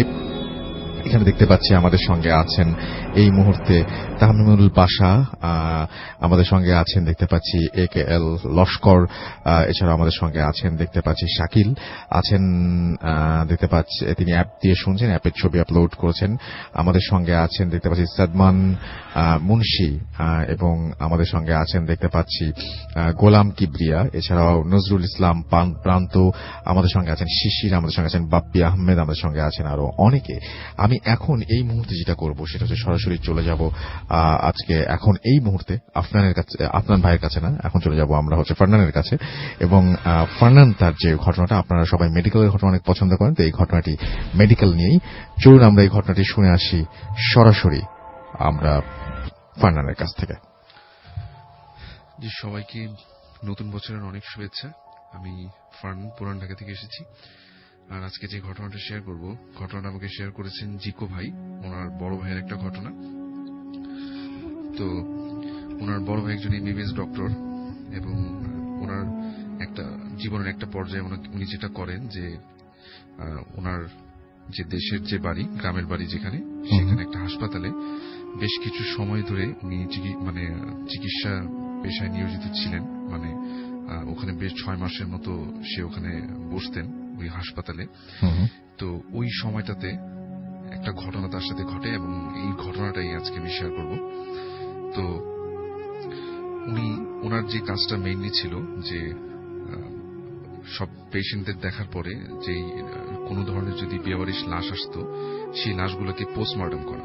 আচ্ছা। তো এই ঘটনাটা যে সময়টাতে ঘটে, ঠিক তার প্রায় মাসখানিক ধরে এরকম বেওয়ারিশ আসে নাই। আচ্ছা। অফ ছিল আসাটা। তো হঠাৎ এক শীতের রাতে, মানে অনেক ঠান্ডা পড়েছিল সেই রাতে, যেটা হয় যে খুব একটা পেশেন্টও ছিল না ওই হাসপাতালে, যেহেতু গ্রামের একটা হাসপাতাল। তারা খুব তাড়াতাড়ি মানে উনি ওখান থেকে চলে আসবে, বাসায় ফিরে যাবে। তো উনি 6টা কি 7টা এরকম একটা সময় মানে বের হতে যাবে, ঠিক তখনই একটা লাশ আসে, মানে অ্যাক্সিডেন্টে নিহত একটা লাশ হাসপাতালে আসে, এবং ওই লাশটার কোনো পরিচয় পাওয়া যায়নি। অনেকক্ষণ ধরেই তারা চেষ্টা করে আশেপাশের এলাকার লোকজন যে লাশটা আসলে কোত্থেকে এসেছে, মানে হাইওয়ে রোডের উপরে লাশটাকে পাওয়া যায়, তার কোনো পরিচয় পাওয়া যায়নি। তো যেটা হয় যে তাকে তৎক্ষণাৎ লাশটার পোস্টমর্টম করার নির্দেশ আসে। আচ্ছা। তো উনি যেটা করেন, যেহেতু উনি এই কাজটা অনেক আগে থেকেই করে আসছেন, তো কাজটা ওনার জন্য খুব একটা কঠিন কিছু না, রেগুলার কাজের পরই রেগুলার করে থাকেন। তো উনি যখন লাশটাকে দেখলেন, তো দেখার পর উনি নিজেই অনেক ভয় পেয়ে গেলেন আসলে, কারণ এরকম অবস্থায় লাশ এর আগে কখনো তিনি দেখেননি। তো লাশটার অবস্থা এরকম ছিল যে গলা থেকে পা পর্যন্ত সম্পূর্ণভাবে লাশটার কোনো সমস্যা নেই, একদম ফ্রেশ, কোনো ক্ষতচিহ্ন নেই। যেটা হয়েছিল যে মাথার যে সাইডটা, ওখান থেকে প্রায় 80% মতো থেতলে গিয়েছিল, মানে খুবই ভয়ানক একটা অবস্থা। যে কেউ লাশটাকে দেখলেই মানে ভয় পেয়ে যাবে এরকম একটা অবস্থা। ইভেন সে নিজে এত দিন ধরে পোস্টমর্টম করছিল, কিন্তু এইরকম অবস্থার লাশ সে কখনই দেখেনি। তো উনি যেটা করলেন যে যেহেতু সেই রাতের মধ্যেই, রাত 10টার মধ্যেই নাকি পোস্টমর্টমের রিপোর্ট পাঠাতে হবে পুলিশ স্টেশনে, সেজন্য উনি যেটা করলেন যে সে রাতেই পোস্টমর্টমের কাজটা সেরে ফেললেন। তো উনি যখন পোস্টমর্টম করছিলেন তখন যেটা হয় যে ওনার সাথে যে একজন ডক্টর ছিল, উনি যখন করছিলেন তখন ওনার কাছে মনে হচ্ছিল যে লাশটার হাত পা হঠাৎ করে নড়ে চড়ে উঠতেছে, এরকম মানে এখন পর্যন্ত লাশটাতে মনে হচ্ছে লাইফ আছে। তো উনি তখনও মনে হচ্ছে লাইফ আছে, হ্যাঁ, হাত পা নড়তেছে, এরকম হঠাৎ করে ওনার কাছে বারবার মনে হচ্ছিল। এবং উনি এনশিওর হওয়ার জন্য তার সাথে যে ডক্টরটা ছিলেন তাকেও জিজ্ঞেস করছিলেন যে তুমি কি এরকম কিছু দেখেছো? তো সেও বললো যে হ্যাঁ, আমার কাছেও মনে হচ্ছিল যে হঠাৎ করে হাত পা নড়ে উঠছে লাশটার। তো তো তারপরে ওনারা পোস্টমর্টম করে, এবং পোস্টমর্টম করার সময় উনি যেটা করেন যে লাশটার পায়ের কাছ থেকে বেশ কিছু মানে মাংস নিয়ে ওনার ফেসটাতে সার্জারির মতো একটা করে নেন, যাতে লাশটাকে এরপরে নেক্সট টাইম কেউ দেখলে যাতে ভয় পেয়ে না যায়। মানে লাশটার অবস্থা এতই খারাপ ছিল যে এটাকে যে কেউ দেখবে তার মনে এটা একটা প্রতিচ্ছবি থেকে যাবে এবং সে ভয় পাবে। এই জন্য সে কিছু পার কাছ থেকে কিছু মাংস নিয়ে তার মাথায়, ওই লাশটার মাথায় মানে ফেসের এখানে কিছু সার্জারির মতো করলেন, যাতে লাশটাকে একটু মানে মোটামুটি দেখার যোগ্য মনে হয়। আচ্ছা, তো তারপর উনি লাশটাকে মানে কাজ শেষ করে উনি ওনার, তখন বাজে রাত 10টা, উনি ওনার বাসায় যাবেন। ওনার বাসা ছিল সেই গ্রামের একটু ভিতরে, মানে ওনাদের হাসপাতালটা থেকে প্রায় 5 মাইলের মতো পথ তাকে যেতে হবে। উনি নর্মালি হাসপাতাল থেকে বের হয়ে দেখলেন যে বাইরে প্রচুর ঠান্ডা, প্রচন্ড কুয়াশা, আশেপাশে ছোট যে টং দোকানগুলা সবগুলো একদম বন্ধ হয়ে গেছে, কোনো রিক্সাও পাওয়া যাচ্ছে না। এই এলাকায় কিছু কিছু রিক্সা যেগুলো ব্যাটারি চালিত রিক্সা, মানে সে রাত্রে কোনো কিছুই ছিল না। সেই একটা সময় তার মনে হচ্ছিল যে সম্পূর্ণ রাস্তা হয়তো বা তাকে হেঁটেই যেতে হবে। আচ্ছা, এবং যখন সে হাসপাতাল থেকে বের হয়ে হাইওয়ে রোডটাকে ক্রস করে নিচে নেমে যাবে, মানে গ্রামের পথ ধরে ভিতরের দিকে যাবে, তখনই তার কাছে হঠাৎ করে রাস্তার উপরে একটা জিনিস চোখে পড়ল। সেটা হচ্ছে রাস্তার একটা পাশে জমাট বাঁধা বেশ কিছু রক্তের দাগ। আচ্ছা, তখন এটা দেখার পরে সে বেশ মানে একটু খারাপ লাগলো যে হয়তোবা ওই লাশটাই এখানেই অ্যাক্সিডেন্ট করেছিল, যেহেতু এই হাইওয়ে রোডটা থেকেই লাশটাকে নেওয়া হয়েছিল হাসপাতালে। তো তারপর উনি যেটা করলেন যে ওনার বাসার উদ্দেশ্যে উনি হাঁটতে থাকলেন, কোনো কিছুই সে পাচ্ছিলেন না। একটা পর্যায়ে তার কাছে মনে হচ্ছিল যে ব্যাক করে সে মানে হাসপাতালই চলে যাবে, কেননা এরকম তার কাছে এরকম একটা ভয় লাগতেছিল এবং অস্বস্তি লাগতেছিল যে তার কাছে মনে হচ্ছিল যে আমি বাসায় না ফিরে হাসপাতালে আবার ফিরে যাই। সে চিন্তা করে যে আমি বাসায় ফোন করে দেন হাসপাতালে আবার চলে যাই। আবার একটা সময় চিন্তা করে যে না, আমি বাসায় চলে যাই, যেহেতু লাশটা হাসপাতালে রয়েছে। তার কাছে খুব মানে অস্বস্তি ফিল করতেছিল, সে তার কাছে ভালো লাগতেছিল না যে সে কি করবে আসলে। তো একটা পর্যায়ে এরকম করতে করতে সেই গ্রামের রাস্তা ধরে যখন সে হাঁটছিল, হঠাৎ করে দেখলো যে দূর থেকে একটা রিক্সা তার সামনে এসে দাঁড়ালো, এবং রিক্সাটা ছিল ব্যাটারি চালিত রিক্সাগুলোর মতো একটা রিক্সা, এবং ওটাতে একটা রিক্সাওয়ালা বসা ছিল। এবং রিক্সাওয়ালা ওনাকে বললেন যে আপনি কোথায় যাবেন, আপনাকে আপনার গন্তব্যস্থলে আমি পৌঁছে দেব। উনি একটু চিন্তা করলেন যে না, ঠিক আছে, যেহেতু রিক্সাটা পেয়ে গেছি, এখন বাসার উদ্দেশ্যে যাওয়া যাবে। এবং রিক্সাওয়ালার বর্ণনাটা আমি এইভাবে দিব যে রিক্সাওয়ালাটা বসা ছিল, ওনার সম্পূর্ণ শরীর চাদরে ঢাকা ছিল, মুখে একদম জাস্ট চোখটা দেখা যাচ্ছিল, আর বাকি সবকিছুই মানে শীতের জন্য সে মানে শীতের কাপড় চোপড় পরেছিল, এরকম একটা অবস্থা। আচ্ছা, তো উনি বললো যে আমাকে এই জায়গায় নিয়ে যেতে হবে, বাজার বা এই বাজার এখানে নামিয়ে দিতে হবে। তো রিক্সাওয়ালা তাকে একদম সুন্দর মতো তার বাসার সামনে যে বাজারটা সেখানে তাকে নামিয়ে দেয়। এবং যখন সে রিক্সা থেকে নেমে 50 টাকার একটা নোট ওই রিক্সাওয়ালাকে দিতে যাবে, তখন রিক্সাওয়ালা তাকে বললেন যে স্যার, আমি ভাড়া লাগবে না, আমাকে জাস্ট একটা ছোট্ট উপকার করবেন। আচ্ছা, এই কথা বলে রিক্সাওয়ালা তার পকেট থেকে বের করলো একটা কাগজ বের করে তার হাতে দিল, এবং সেটা দেওয়ার সাথে সাথে রিক্সাওয়ালা রিক্সাটা চালিয়ে চলে গেল, আর কিছুই সে বলল না। এবং সে নিজেও একটা হাতে কাগজ এবং একটা হাতে ওই 50 টাকার নোটটা নিয়ে সে নিজেও চিন্তা করতে থাকলো যেটা আসলে কি হলো, মানে এটা আসলে কি দিল আমাকে আসলে, এবং ভাড়াটাই বা সে নিল না কেন। একটা পর্যায়ে সে তার নিজেকেই আশ্বস্ত করতে লাগলো যে যেহেতু সেই গ্রামের একজন ডক্টর এবং একদম সদর হাসপাতালই ওনার পোস্টিং, তো গ্রামের অনেক মানুষকেই সে মানে ফ্রিতে ট্রিটমেন্ট দিয়ে থাকেন। তো ওনার কাছে মনে হচ্ছিল যে ওনার কাছে যে ছোট্ট একটা সাহায্যের কথা বললো, এটা হয়তো ওনাকে হয়তো কেউ চিনে থাকে, ওনারই হয়তো কোনো পেশেন্ট ছিল, তো ওনাকে জাস্ট মানে ভাড়াটা না নিয়ে জাস্ট তাকে একটা সম্মানার্থে তাকে বাসায় নামিয়ে দিয়ে চলে গেছে, এরকম কিছু একটা। আচ্ছা, বা কোনো মেডিসিন বা কিছু একটা পরে তার কাছে হয়তো বা নিতে আসবে সে, মানে কোন দরিদ্র মানুষ এরকম দাবি করবে এরকম কিছু একটা। তো সে জাস্ট রীতিমতো তার বাসার কাছে এসে মানে সে বাসায় ঢুকে গেল, এবং সবকিছু নর্মালি ছিল। বাসায় আসার পরে তার ওই লাশটার কথাও সে আস্তে আস্তে ভুলে যাচ্ছিল, এবং যখন সে রাত্রে ঘুমাতে যাবে তখন তার হঠাৎ করে ওই ছোট্ট কাগজটার কথা মনে পড়লো যে আমাকে তো একটা কাগজ দিয়েছিল, ওটাতে আসলে কি লেখা সেটা তো দেখা হয়নি। তো সে যেটা করলো, বিছানায় ঘুমানোর সময় সে কাগজটা হাতে নিয়ে দেখলো, এবং কাগজটা যখন সে খোলার সাথে সাথে সে বেশ অবাক হয়ে গেল। সে দেখলো যে ওটা নর্মাল কোনো কাগজ ছিল না, ওটা ছিল তার হাসপাতালের যে প্রেসক্রিপশন যেটাতে তার হাসপাতালের নাম লেখা এবং তার নিজের নামও লেখা আছে ওই প্রেসক্রিপশনটাতে, এবং ওই প্রেসক্রিপশনটাই তাকে ওই রিকশাওয়ালাটা দিয়েছে, এবং প্রেসক্রিপশনের মাঝখানে লেখা ছিল যে আমাকে আর কষ্ট দিবেন না, আমাকে কাল সকালের মধ্যেই কবর দেওয়ার ব্যবস্থা করেন। জাস্ট এই কথাটুকু লেখা ছিল। আচ্ছা, তখন এই কথাটা পড়ে সেই একদম যেটা বলবো যে একদম ঠান্ডা হয়ে গেল, যেটা কি লেখা আসলে, এবং এটা আসলে কে, ওই লোকটা কে ছিল আসলে, এবং তাকেই বা কেন এই কাগজটা দিতে আসলো। ওই রিকশালাটা তো তার একদমই অপরিচিত, এর আগে কখনোই সে তার সাথে কথা বলেনি, এবং আসলে কে ছিল সে, তার সেই রাতে একদম প্রচন্ড ভয় পাচ্ছিল, এবং বারবার তার কাছে মনে হচ্ছিল যে লাশটা সে পোস্টমর্টম করে আসছে ওই লাশটাই নাকি রিকশাওয়ালাটা। বেশ ভয় পাচ্ছিল, এবং সে যেটা হয় যে সারা সে ঘুমাতে পারেনি, এবং ভোরের দিকে সে হাসপাতালের দিকে রওনা হয়, এবং হাসপাতালে যেয়ে যারা কর্তব্যরত লোক ছিল তাদের সবাইকে জিজ্ঞেস করার চেষ্টা করে যে গত রাতে যে লাশটা এসেছিল, লাশটা আসলে কোথায় তোমরা পেয়েছিলে। তো অনেকক্ষণ পরে যেটা হয় যে একটা নিউজ পাওয়া যায়, সেটা হচ্ছে যে ওই লাশটা আসলে ওই হাইওয়ে রোডটাতেই একজন রিকশাওয়ালার লাশ ছিল, এবং তাকে একটা ট্রাক তার মাথার উপর দিয়ে চলে যায়, এবং সে ওখানেই মারা যায়। তারপরে লাশটাকে হাসপাতালে নিয়ে আসা হয়, এবং যেটা হয় যে ওই হাসপাতালের একটা নিয়ম ছিল যে যদি এরকম কোনো লাশ রিসিভ করতে কেউ না আসে, সেক্ষেত্রে যেটা করতেন তারা, যে হাসপাতালে যে বোর্ডগুলো ছিল এগুলোকে কোন একটা কাজে ইউজ করা হতো।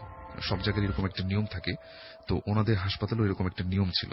এবং উনি যেটা করলেন যে সকালের দিকে প্রায় একদম দুপুর পর্যন্ত চেষ্টা করলেন যে লাশটার ভালো মতো খোঁজ খবর নিয়ে, কিন্তু কোনো লোকই ওই লাশটাকে নিতে আসলো না। তো উনি তখন যেটা চিন্তা করলেন, যেহেতু তার কাছে একজন রাত্রে এরকম একটা রিকোয়েস্ট করেছিল যে আমাকে ছোট্ট একটা উপকার করবেন, এবং সে যেটা চিন্তা করলো যে লাশটাকে আর সেই মর্গে না রেখে লাশটাকে একদম বেওয়ারিশ হিসেবে দাফনের ব্যবস্থা সে করে দিল। লাশটা জানাজাও পড়ানো হলো, এবং লাশটাকে দাফনের ব্যবস্থা করে দেওয়া হলো। থ্যাংক ইউ সো মাচ, আপনাকে অনেক ধন্যবাদ। আফনান বলছে আবার, ফারনান, দুজনের নাম খুব কাছাকাছি। আচ্ছা, আমরা একটা ছোট্ট বিরতিতে যাব, এবং বিরতির পরে আমরা আবারও ফিরে আসবো। সেই পর্যন্ত আশা করছি আমাদের সঙ্গে থাকবেন। স্টে টিউনড টু রেডিও ফুর্তি, 80 FM অ্যান্ড ফুর্তি। Booth FM, the night comes alive with Graminphone.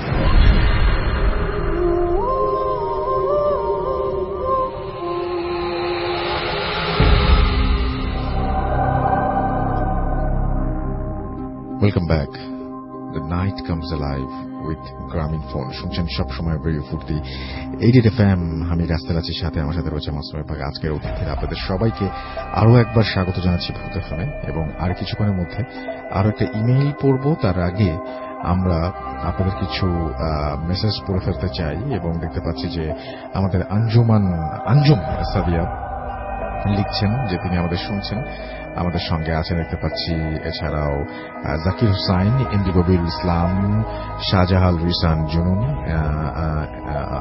Arfa আমাদের সঙ্গে আছেন। আমাদের সঙ্গে আছেন অনিন্দ দে, আমাদের সঙ্গে আছেন দেখতে পাচ্ছি। এছাড়াও শিকদার, আমাদের সঙ্গে আছেন শাহাদ অনিক, এমডি ইমন, আরিয়ান জাহিদ, আমাদের সঙ্গে আছেন এমডি আরিফ হুসাইন, আমাদের সঙ্গে আছেন তৃষা চৌধুরী, এছাড়াও আছেন দেখতে পাচ্ছি, এবং তিনি সাথে আছেন, শুনছেন ফ্যামিলির সবাইকে নিয়ে। Thank you so much. Tahura আমাদের সঙ্গে আছেন, এবং তিনি বাবু ভাই এবং আফনান ভাই তাদের ঘটনা ভালো লাগে সেটা জানিয়েছেন। অন্তর এসডি আমাদের সঙ্গে আছেন, আহাদ অনিক আছেন আমাদের সঙ্গে, এবং আমাদের সঙ্গে আছেন সৌভিক, কলকাতা থেকে সৌভিক দাস, মেহেদি আমাদের সঙ্গে আছেন, আমাদের সঙ্গে আছেন মারুফুর রশিদ, এছাড়াও আছেন ফারাবি আহমেদ থেকে শুরু করে আরো অনেকে। তো যাই হোক, আমি যেটা করবো এখন সেটা হচ্ছে সরাসরি বাবু ভাইয়ের একটা ঘটনায় চলে যাব, তারপরে আবার ফিরে আসবো আপনাদের কাছে। সেই পর্যন্ত আমার সঙ্গেই থাকুন। আমি চলে যাচ্ছি এই মুহূর্তে বাবু ভাই সেকেন্ড স্টোরির জন্য। থ্যাংক ইউ রাসেল ভাই। এই কাহিনীটা আমার কাছে শেয়ার করেছেন অ্যান্ডি ওয়েস্ট পাম বিচে থাকতো। আচ্ছা, এখন কোথায় থাকে আমি জানি না। সো অ্যান্ডির দাদার ঘটনা, অনেক পুরনো আর কি, অনেক পুরনো দিনের।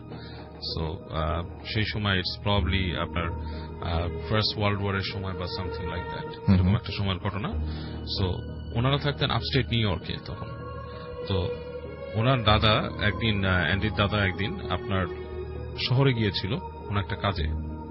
আর তখন ওনার যে থাকতে জায়গাটা ছিল আপনার বেশ একটু গ্রাম টাইপের একটা জায়গা, সেখান থেকে শহরে গিয়েছিল। তো শহরে গিয়েছিল, শহরে যে তার প্রয়োজনীয় জিনিস কেনাকাটা দোকান চালাতো আর কি, সেখান থেকে কিনে উনি ফিরছিলেন। ফিরতে ফিরতে দেখা গেছে সন্ধ্যার পর হয়ে গেছে, এবং তখন ওই অংশটাতে ঘোড়ার গাড়িতে আসতে হতো, কারণ তাদের ছিল না, মানে এই ওরিকল মডার্ন ট্রান্সপোর্টেশন তেমন ছিল না। কিছু গাড়ি ছিল, সেগুলো ওইরকম রাস্তায় চলতো না। তো যাই হোক, তা এক জায়গায় এসে ওনাকে নেমে যেতে হয়, কারণ ওই জায়গাটাতে আর কি ওই যে ঘোড়ার গাড়ি যায় সে আর সামনে যাবে না, তার হাঁটা পথ ধরে কিছু দূর যেতে হবে, যে সেখান থেকে পরে তার করতে হবে আর কি, অন্য কিছু নিতে হবে। যাই হোক, উনি ঘোড়া গাড়ি থেকে নেমে যান, সন্ধ্যা হয়ে যায়, বেশ ঠান্ডার সময়, আপস্টেট অনেক ঠান্ডা। তো হেঁটে হেঁটে যখন যাচ্ছেন, তো যেতে যেতে যে দেখেন যে মানে বেশ অন্ধকার হয়ে গেছে রাস্তায়, এবং তখন একটা ভয় ছিল যে ওরকম অঞ্চলে অনেক সময় উল্ফ থাকে, বেশি ঠান্ডার সময় উল্ফ চলে আসে বাইরে। তো এই ভয়টা উনি খুব বেশি পান আর কি। ভয়টা বেশি পাওয়ার জন্য উনি হেঁটে হেঁটে ওখানকার যে একটা ছোট অংশ যেখানে নাকি কিছু দোকানপাট হোটেল টোটেল আছে এরকম জায়গা, ওই জায়গাটা খুঁজে বের করেন। হেঁটে যে একটা হোটেল উনি পান, মোটেল আর কি, পুরনো মোটেল। তো সেই মোটেলে উনি ওঠেন। ওঠার পর বলে যে মোটেলে বলতেছে যে এখন তো বেশ ঠান্ডা পড়ছে, এখানে আপনার বেশি একটা সিট নাই, তুমি এই পাশে একটা রুম আছে, রুমটা তুমি নিতে পারো, বেশ ছোট যদিও, এবং ওইটার হিটিং ঠিক মতো কাজ করে না, সো বি কেয়ারফুল। তো তাকে বলে দেয় যে আরেকটা জিনিস হচ্ছে ওই মোটেলের যে ইসাকে বলে যে তোমার আরেকটা জিনিস হচ্ছে তুমি যে মোটেলে থাকবে রাত 8টা 9টার পর হাঁটাহাঁটি করবা না বেশি, এখানে আসলে ঝামেলা হয়। তো বলছে কি ঝামেলা? তো ঝামেলা মানে ঝামেলা, disturbance, we don't want that. তুমি 8টা 9টার পরে হোটেলে আর করবা না। আর তুমি বেরোবাই বা কেন? ঠান্ডার সময় তোমার হিটিং কাজ করছে না আমাদের এখানে ঠিক মতো, এবং ওই যে প্যাসেজটা সিঁড়ি মানে করিডোর ওখানেও কাজ করে না ঠিক মতো। তো যাই হোক, ওনার কোনো চয়েস নাই, অ্যান্ডি দাদা ওখানেই উঠেন, এবং যখন যান রুমটা ওনাকে খুলে দেন। খেয়াল করেন যে রাস্তা মানে যে প্যাসেজের দুই পাশে রুম আছে, এবং লাস্টের যে রুমটা ওনাকে থাকতে দিচ্ছে তার অপোজিট আরেকটা রুম, এবং এর মাঝখানে কিছু দূর কয়েকটা রুম নাই আর কি, মানে জায়গাটা মানে পুরোপুরি আপনার বন্ধ। ওখানে কি আছে বা একটা রুমই অত বড় কিনা উনি বুঝতে পারেন না। যাই হোক, যে রুমটা তাকে থাকতে দেয় সেই রুমটা মোটামুটি সাইজ ঠিক আছে, মানে একজন মানুষ থাকার জন্য সিঙ্গেল বেডরুম। উনি ওঠেন, উঠে ওখানে মোটামুটি চেক ইন করেন, ফ্রেশ ট্রেশ হয়ে উনি থাকেন। তো রাত্রেবেলা উনি বসে আছেন, একসময় চিন্তা করে যে নাথিং টু ডু, শুয়ে পড়েন। তখন পর্যন্ত হিটিং এও কোনো কলাপস করেনি, ভালোই করতেছেন। তো উনি ঘুমায় যান। তো উনি যখন ঘুমায় যান, এক সময় উনি হঠাৎ করে বেশ ঠান্ডা লাগতেছে ওনার। উঠে বসে দেখে যে উনি নর্মাল একটা গেঞ্জি পরে ঘুমাইছিলেন, গায়ে কোনো ভারী কাপড় নাই, জাস্ট কমফোর্টার, এবং দেখে বেশ ঠান্ডা হয়ে আছে রুমের ভিতরে। তো উনি বলছেন যে ওই যে বলছে যে হিটিং সিস্টেম কাজ করে না এটা। তো উনি তাড়াতাড়ি উঠে উনি করতে যান, কাপড় পরাতে যান, গায়ে চাপাতে যান। তো এর মধ্যে উনি শুনেন রুমের দরজায় নক হচ্ছে, টক টক টক টক টক করে নক হচ্ছে। তো উনি জিজ্ঞেস করে যে হু ইজ দিস, কোনো উত্তর নাই, এবং উনি আবার জিজ্ঞেস করে হু ইজ দিস, এবং তখনও কেউ সাড়া দিচ্ছে না। কিন্তু কিছুক্ষণ চুপ করে থেকে আবার উনি মানে চিন্তা করে গেটের সামনে যায়, জিজ্ঞেস করে হু ইজ দিস, কোনো উত্তর নাই। তো উনি আবার ব্যাক করে বিছানায় শুতে যান আর কি। এই সময় আবার নকটা পড়ে দরজায়, তো হু ইজ দিস। তো ওই পাশ থেকে একটা নারী কণ্ঠে বলতেছে ম্যারি, এরকম মানে ফিস করে বলছে ম্যারি। কিন্তু কণ্ঠটা এমন ভাবে বলছে যে উনি মনে হচ্ছে যে ওনার গুজবাম্প হয়ে গেছে ঘাড়ের কাছে। So he was kind of scared, সে একটু ভয় পেয়ে যায় যে এরকম ভাবে বলতেছে। তো উনি বলতেছে, আবার জিজ্ঞেস করে হু ম্যারি, হ্যাঁ বলে উনি আস্তে করে দরজাটা আস্তে করে খুলে ফেলেন। তো দরজাটা যখন খুলে ফেলেন উনি দেখে ওই পাশে কিছু নাই, ঠান্ডা একটা বাতাস রুমে প্রবেশ করলো আরো, কারণ করিডোরটা আরো ঠান্ডা, এবং দেখতেছে যে করিডোরের সামনে ওই যে দরজাটার ওইখানে আপনার একটা দাঁড়ায় আছে, একটা মেয়ে দাঁড়ায় আছে। আর মেয়েটা যে দাঁড়ায় আছে দরজাটা খুলে, সে কিন্তু পুরো দেখতে পাচ্ছে না, কৃষ্ণাঙ্গ মেয়ে, মানে একজন ব্ল্যাক মেয়ে দাঁড়ায় আছে, মানে চেহারাটা ভালো দেখা যাচ্ছে না। তো উনি জিজ্ঞেস করতেছে যে তুমি কি আমার দরজা নক করছিলে একটু আগে? তো বলতেছে ইয়েস। বলে কি? বলে কি আমি ভয় পাচ্ছি। কেন? বলে কি ওরা আমাকে ধরে নিয়ে যেতে আসবে। কে তোমাকে ধরে নিয়ে যেতে আসবে? No, who's gonna come to get you. তো বলতেছে ওরা আসবে, হ্যাঁ আমি ভয় পাচ্ছি। তো বলতেছে যে তুমি কি মানে তুমি হোটেলের জানাইছো ম্যানেজারকে? তুমি এটা কিছু না বলে গেটটা ঠাস করে লাগায় দেয়। তো উনি রুমের মধ্যে ঢুকে একটু শব্দ হয়ে যায়, কি বললো? এসে বললো যে ম্যারি ধরে নিয়ে যেতে আসবে, এবং বেশ উনি চিন্তায় পড়েন। তো চিন্তায় পড়ার পর উনি আবার যে বিছানায় বসেন, এবং কিছুক্ষণ পর যথারীতি আবার ওনার দরজা টকটক করে নক হচ্ছে। আচ্ছা। তো উনি জিজ্ঞেস করে হুজ দিস, এবং এবারও কোনো উত্তর নাই, মানে সেম থিং, দরজার মধ্যে টকটক করে নক হচ্ছে, কোনো উত্তর নাই। তো উনি এবার উঠে বলতেছে যে তুমি কি সেই Mary, are you the Mary, are you Mary, তুমি কি আমাকে করতেছো, মানে are you knocking at the door? তো ওই পাশ থেকে আবার বলছে ম্যারি। তুমি এবার গেট খুলছে, এবার দেখে ওনার দরজাতেই দাঁড়ায় আছে কৃষ্ণাঙ্গ মেয়েটা। সে বলছে আমি ভয় পাচ্ছি, আমাকে ধরে নিয়ে যেতে আসবে। তখন উনি রাগ করে উঠছে, একটু রাগ করে উঠে বলছে যে তুমি কে, আমি চিনি না, তুমি আমার রুমের দরজা নক করতেছো রাতের বেলা, হোয়াটস গোয়িং অন, তোমার কি কোনো প্রবলেম আছে? তাহলে তুমি এক কাজ করো, হোটেলের ইকে ডাকো, আমি ডাকতেছি রিসেপশনকে, দাঁড়াও, মানে তাহলে তোমার কি প্রবলেম আছে, অথবা ইউ ক্যান টেল মি যে প্রবলেমটা কি। এই বলে উনি ঘুরে যায়, ওখানে যে একটা বেলের মতো ছিল আর কি, সুইচের মতো, এটা চাপ দেয়। তো চাপ দিতে যে তাকায়, ফিরে তাকায়, দেখে যে মেয়েটা নাই দরজায়। তো মেয়েটা দরজায় নাই, উনি বলে কি ব্যাপার, কোথায় গেল?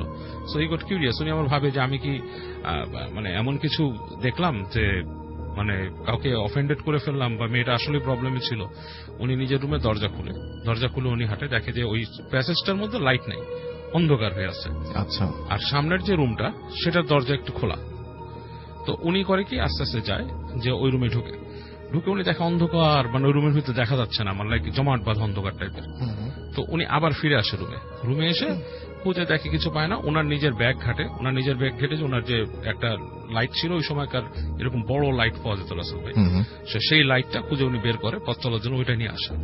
এসে উনি ওই রুমের দরজার মধ্যে ঢুকে লাইট জ্বালায় হয় কি, উনি যেটা দেখে, মানে এটা মানে ভেরি মানে একটা ডেঞ্জারাস থিং ওনার জন্য, যে মেয়েটাকে দেখছে ওই মেয়েটা দড়ি থেকে ঝুলে আছে, লাইক গলায় দড়ি নেওয়া টাইপের, এরকম ঝুলে আছে, এবং ওনাকে দেখে ঠাস করে চোখ মেলে মেয়েটা, আচ্ছা, ফট করে চোখ খুলে ফেলে। এটা দেখে উনি মানে লাইটটা ফেলে দিয়ে লাফ দিয়ে বের হয়ে আসে রুম থেকে। উনি খুবই ভয় পায়, করিডোর ধরে দৌড়ে যায়, নিচে যে ম্যানেজার এসে চিৎকার চেঁচামেচি শুরু করে। ম্যানেজার ঘুমাচ্ছিল, ম্যানেজার উঠে আসে, এসে বলে কি হয়েছে, বলে আমাকে তোমরা কোথায় রাখছো, এখানে একটা মেয়ে আত্মহত্যা করছে, এসে তোমরা এই কোয়াইট বলে ওকে চুপ করায়, বলে কি বি কোয়াইট বলে নিয়ে আসে, ওকে হাত ধরে নিয়ে আসে উপরে। এসে করিডোরে দেখে ঠিকই লাইট জ্বলতেছে, এবং ওই যে রুমটা বন্ধ। আচ্ছা। এবং ওনার যে বাতিটা পড়ে আছে সেটা দরজার সামনে পড়া, ওনার লাইটটা পড়া, এটা বন্ধ, ওই রুম বন্ধ। বলতেছে এই রুমে কেউ থাকে না, তুমি কেন বেরিয়েছো? বলে কি আমার এখানে নক করছে। বলে কি তোমার রুমে যেই নক করছে তুমি কেন বেরোলে? You shouldn't have come out, তোমাকে বলা হয়েছে না রাত্রেবেলা বেরোতে না? বলতে তোমরা এখানে জ্যান্ত লাশ রেখে দিছো, এইখানে মানুষ ফাঁসি নিছে, এখানে কেউ আসে, ও চিল্লাচিল্লি শুরু করছে। তখন ম্যানেজার তাকে ডেকে বসাচ্ছে, ডকায় বলে তুমি একটু বসে ম্যানেজার বেল চাপ দিয়ে আরেকজনকে আনছে রুমকে। সে আসছে, এসে বলছে যে তুমি চাবি নিয়ে আসো ওই রুমের সামনের রুমে। সো ওই লোক চাবি নিয়ে আসছে, আসার পর ওনাকে নিয়ে গেছে, যে ওই রুমটা খুলে দেখে যে রুমটার মধ্যে কিছুই নাই, লাইট মারে, রুমটা পুরা অন্ধকার, আসবাবপত্র আছে, সব কিছুই নাই। বলছে যে ইজ ইট পসিবল যে কাউকে মেরে ঝুলায় রাখলে তুমি যতটুকু টাইমে আসছো লাশটাকে সরায় নাও? বলে নাও। তখন বলতেছে যে এখানে একটা অকারেন্স ঘটছিল অনেকদিন আগে, এবং সেই অকারেন্সটা প্রায় মানুষ এরকম কিছু একটা দেখে। ম্যারি নামে একটা মেয়ে এখানে বাসা থেকে পলায় আসছিল, এবং সে এখানে থাকে, এবং রাতের বেলা সে গলায় দড়ি নেয়। আচ্ছা। হ্যাঁ, সে ফাঁসি নিয়ে মারা যায়, এবং অনেকেই এখানে এটা দেখে, এবং এর জন্য তোমাকে বলা হয়েছে রাত্রেবেলা এখানে বেরোতে না। এবং অনেক জায়গায় হোটেলে সেট আপ করা থাকে এরকম জিনিস, আমাদের এখানে সেট আপ কিছুই নাই। এবং দ্যাট ওয়াজ ওল্ড এজ, মানে ওই সময় কিন্তু এরকম সেট আপ ওইভাবে হতো না। হ্যাঁ, এখন যেমন বাণিজ্যিক ভাবে এগুলো হয়ে গেছে। তো বলে যে তোমাকে এর জন্য মানা করেছিল বেরোতে না। উনি বলে আমি রুমে আর থাকবো না, আমি তোমাদের লবিতে বসে থাকবো, আমি তাও রুমে থাকবো না। তো যাক, ওনাকে রুমে নিয়ে আসে, লবিতে উনি রাত কাটায়, সকালবেলা উনি বের হয়ে চলে আসে। সো এটা ওনার একটা এক্সপিরিয়েন্স ছিল। But related to this, by saying this, Rasel ভাই আমি বলতে চাই, এই যে কারিনের ব্যাপারটা আমি বলি, হ্যাঁ, this is all linked up. মানুষ কিন্তু সে ম্যারিকে বা কাউকে দেখে না। যেটা হয় যে ও যে মারা গেছে, ওর সাথে যে কারিন যে আছে সে ওখানেই রয়ে গেছে, এবং সে কিন্তু মানুষকে বারবার দেখা দিচ্ছে, রিকল করাচ্ছে জিনিসটা। এবং কারিনের মূল পারপাসটাই হচ্ছে বারবার দেখানো যে দিস, মানে এই আত্মাটা এক্সিস্ট করে, এই আত্মাটা এখানে এসে দেখাচ্ছে, এটাই তার পারপাস, এবং সে ভয় দেখায় মানুষকে। আচ্ছা। এরকম একটা ছোট ইনসিডেন্স আমি বলতে চাই রাসেল ভাই, যদি একটু সময় দেন। দ্যাট ওয়াজ উইথ, আমি তখন ফার্নানকে নিয়ে সিলেট গিয়েছিলাম কয় বছর আগে। ফার্নান কয় বছর আগে? 2 বছর, 2015 ফার্নানকে নিয়ে গিয়েছিলাম। তো তখন আমরা ওখানে যে একটা হোটেলে উঠি রাসেল ভাই, হোটেলটার নামটা আমি কিছু বলবো না, পুরাতন হোটেল, অনেক পুরানো হোটেল, এবং মানে বেশ মোটামুটি ওখানে ভালো মানুষই উঠতে বোঝা যায়। এবং উঠে নিয়ে আমাদেরকে ওই হোটেল হল একটা রুম দেয়, যথারীতি ওইরকম ভিতরে উপর উঠায় নিয়ে একটা জায়গায় রুম দেয়। এবং রুমটা উঠেই কেন জানি আমার কাছে একটু মানে খটকা লাগতে থাকে রাসেল ভাই, হোটেলটার রুমটা কেমন জানি মনে হয় বেশি পুরানো, মানে আমার নিজের কাছে অস্বস্তি লাগতে থাকে। এবং এক পর্যায়ে ফারহান জানে আমি থাকতে চাই না, আমি বলি ভালো লাগতেছে না, হোটেল থাকবো না। সামহাও আমি ম্যানেজারকে ডাকি, ডেকে বলে আমি এখানে থাকবো না, ভালো লাগতেছে না হোটেলটা। কেন? আমি বলছি আপনার এখানে ভালো লাগতেছে না, আপনার সবকিছু আমার পানিও পুরান মনে হচ্ছে, নোংরা মনে হচ্ছে। বাট অ্যাকচুয়ালি ওটা ওইরকম নোংরা ছিল না, বাট সামহাও আমার কাছে কেন জানি এটা মানে লিভেবল মনে হচ্ছিল না। সো এনিওয়েজ রুমটা থেকে বের হয়ে আসি, ম্যানেজার আমাদেরকে অফার করে তাদেরই আর একটা হোটেল আছে কোথাও ট্রান্সফার করে দেওয়ার জন্য। তো ওখান থেকে বেরিয়ে আসি, ফারনানকে নিয়েই চলে যাই। যে যখন চলে যাই, পরে ফারনান আমাকে বলতেছে, এটা কিন্তু আমার আর ফারনানের ডিসকাশন, কখনো এগুলো প্রকাশ করি না মানুষের কাছে, অনেক অনেক কথা বলবো, অনেকে বিশ্বাস করে না। বিশ্বাস করবে না। হ্যাঁ, তো যেটা- ফারনান আমাকে বলতেছে, ভাই আমি একটু আগে একটা জিনিস দেখছি, আপনার কি মনে হয় এটা? আমি বলছি, কি দেখছিস? বলে, যেই রুমে আমাদেরকে দিছিল ওই রুমের মধ্যে আমি দেখছি, মনে হলো যে বিছনার কাছে একটা মেয়ে বসে আছে।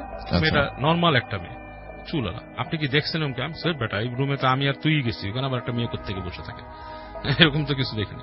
ও বলছে, ভাই আমি মনে হয় দেখছি। আমি বললাম, আচ্ছা কি হইল, আই ডোন্ট নো, ওদের কোনো রুম সার্ভিস বা কেউ ঢুকছিল এখানে, আই ডোন্ট নো। এনিওয়েজ, পরবর্তীতে আমরা ওই হোটেল বা রুম সম্বন্ধে বিজড়িত এই ধরনের কিছু কাহিনী শুনতে পাই, এবং শোনার পর কিন্তু গুজবাম্প হয় আমাদের রাসেল ভাই, ওকে। যে এরকম একজন কেউ মারা গেছিল এখানে, এরকম কিছু একটা কাহিনী শুনে আমাদের কিন্তু গুজবাম্প হয় রাসেল ভাই। ওকে, সো এই